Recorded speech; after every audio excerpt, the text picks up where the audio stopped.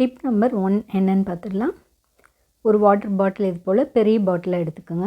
மாசா பாட்டில் அல்லது பெப்சி எது வேணால் பெரிய பாட்டில் எடுத்துகிட்டு இது போல் கட் பண்ணி எடுத்துக்கலாம். இப்போ கட் பண்ணி எடுத்துகிட்டு நான் கட் பண்ணியிருக்க மாதிரி இது போல் கட் பண்ணிக்கோங்க. 2 பக்கம் கட் பண்ணிவிட்டு ஒரு 1/2 இன்ச் கேப் இருக்கிற மாதிரி அந்த பார்ட்டை வெட்டி எடுத்துடலாம்.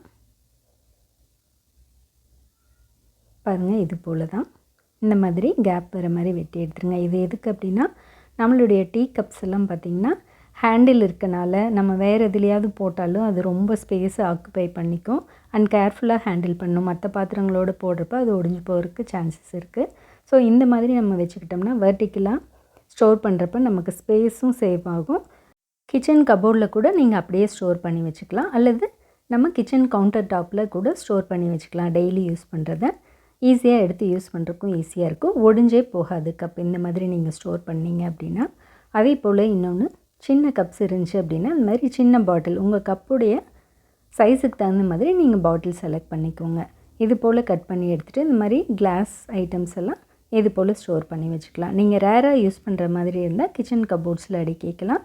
தேவையானப்போ எடுத்துக்கலாம். ரொம்ப கேர்ஃபுல்லாகவும் இருக்கும், ஹேண்டில் பண்ணுறதுக்கும் ஈஸியாக இருக்கும். ட்ரை பண்ணி பாருங்கள். டிப் நம்பர் 2 என்னென்னு பார்க்கலாம். அதே போல் இன்னொரு பாட்டில் எடுத்துருக்கேன், பெரிய சைஸ் பாட்டில். அதையும் இது போல் கட் பண்ணி எடுத்துக்கலாம். இந்த பாட்டெல்லாம் வச்சுருக்கலாம். லாஸ்ட்டில் அதுக்கு என்ன ஐடியா பண்ணலாம் அப்படின்னு பார்க்கலாம். இப்போது இதை நான் ஒரு 5 இடத்துல கட் பண்ணி எடுத்துக்கிட்டேன்.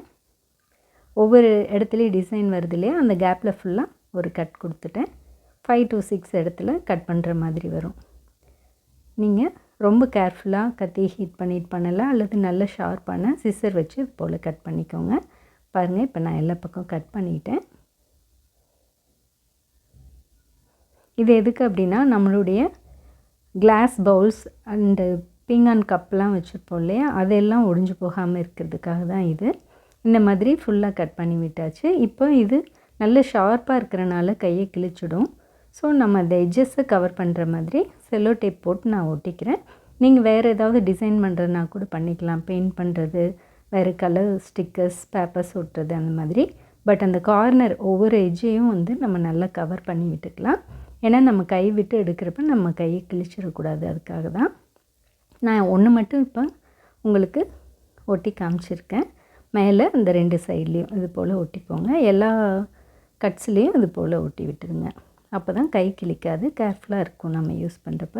இந்த மாதிரி கிளாஸ் பவுல்ஸ் எல்லாம் ஸ்டோர் பண்ணி வைக்கிறது ரொம்பவே சிரமமாக இருக்கும். ஸோ இந்த மாதிரி எடுத்துகிட்டு உள்ளே ஸ்டோர் பண்ணி வச்சுட்டு மேலே ஒரு ரப்பர் பேண்ட் போட்டு விட்டோம் அப்படின்னா அது ஒடியறதுக்கு வாய்ப்பே இல்லை.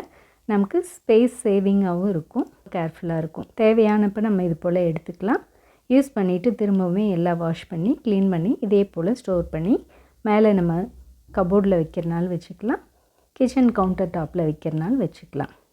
இது போல் நம்ம ஸ்டோர் பண்ணி வச்சுக்கிறப்ப கப்ஸ் கீழே விழுகிறதுக்கு வாய்ப்பே இல்லை. ரொம்ப கேர்ஃபுல்லாகவும் இருக்கும், ஸ்பேஸ் சேவிங்காகவும் இருக்கும்.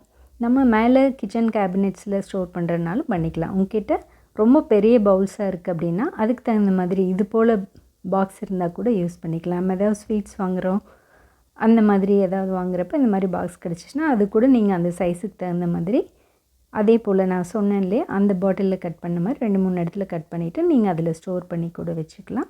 அல்லது இந்த மாதிரி ஏதாவது பாக்ஸ் இருந்தால் கூட நீங்கள் ஸ்டோர் பண்ணிக்கலாம். சைடில் ஸ்பேஸ் கேப் விட்டோம் அப்படின்னா ஆடி ஒடி இருக்க சான்ஸ் இருக்குது. ஸோ நல்லா டைட்டாக ஃபில் பண்ணி மூடி மேலே எடுத்து வச்சுக்கலாம். இப்போது அடுத்த டிப் என்னென்னு பார்க்கலாம். டிப் நம்பர் 3க்கு வந்துட்டோம். இப்போ நம்ம கட் பண்ணோம் இல்லையா, இது ஃபனல் மாதிரி அழகாக இருக்கும். அதையும் வேஸ்ட் பண்ணாமல் இந்த மாதிரி சின்ன மவுத்துடைய குட்டி பாட்டில்ஸ்லாம் ஃபில் பண்ணுறப்ப நம்ம ரொம்ப கேர்ஃபுல்லாக டைம் எடுத்து போடணும். அப்படி இருந்தும் கீழே மேலே கொட்டிடும். ஸோ அந்த மாதிரி இல்லாமல் இருக்கிறதுக்கு இதை வச்சுட்டு நம்ம போட்டோம்னா ரொம்ப ஈஸியாக செகண்டில் ஈஸியாக ஃபில் பண்ணிடலாம். இப்போ சால்ட் அண்ட் பெப்பர்லாம் போடுறப்ப இந்த மாதிரி ஈஸியாக இருக்கும். ஸோ அதையும் வேஸ்ட் பண்ணாமல் நம்ம அதையும் யூஸ் பண்ணிக்கலாம். அடுத்த டிப் பார்க்கலாம். டிப் நம்பர் 4 என்னென்னு பார்த்துடலாம். இப்போ இந்த மாதிரி வேஸ்ட்டான எந்த பாட்டிலாக இருந்தாலும் சரி அதை கட் பண்ணி எடுத்துக்கலாம். நீங்கள் ஸ்டிக்கர்ஸ் ரிமூவ் பண்ணுறனால பண்ணிக்கலாம். நான் பண்ணினேன், பட் இது ரொம்ப ஸ்டிக்கியாக இருக்குது, ஸோ அப்படியே விட்டுருக்கேன். இதையும் நீங்கள் டிசைன் பண்ணி கலர் ஷீட்ஸ் ஒட்டுறது, பெயிண்ட் பண்ணுறது என்ன வேணால் பண்ணுறதுனால உங்கள் விருப்பப்படி பண்ணிக்கலாம். பண்ணிவிட்டு இப்போ அதனுடைய பாட்டமை கட் பண்ணி எடுத்துடலாம். பாருங்கள், 2 சைடுமே ஓப்பனாக இருக்க மாதிரி கட் பண்ணிக்கலாம். இதுலேயும் மேலே இந்த மூடி வர இடத்த கட் பண்ணி எடுத்துடலாம். இது போல் கட் பண்ணி எடுத்தாச்சு. இப்போ நான் செவரில் 2 ஆணி எடுத்திருக்கேன். இது எதுக்கு அப்படின்னா, நம்ம அப்பார்ட்மெண்ட்ஸில் இருக்கோம் அப்படின்னா சின்னதாக இருக்கும் பால்கனி அல்லது சர்வீஸ் ரூம். அதில் நம்ம இந்த ஒட்டடை குச்சி இதெல்லாம் அங்கங்கே சாய்ச்சி வச்சுருந்தோம்னா நம்ம ஏதாவது வேலை செய்கிறப்ப மேலே மேலே சாஞ்சிட்டே இருக்கும் வெயிட்லெஸ்ஸாக இருக்கனால. ஸோ இந்த மாதிரி செவத்தில் மாட்டிட்டோம் அப்படின்னா நீட்டாக அது மாதிரி இருக்கும். மாப் எல்லாமே உங்களுக்கு தேவையான திங்ஸ் எல்லாம் வச்சுக்கலாம். ட்ரை பண்ணி பார்த்துட்டு உங்கள்கிட்ட கமெண்ட்ஸை ஷேர் பண்ணுங்கள். தேங்க்யூ.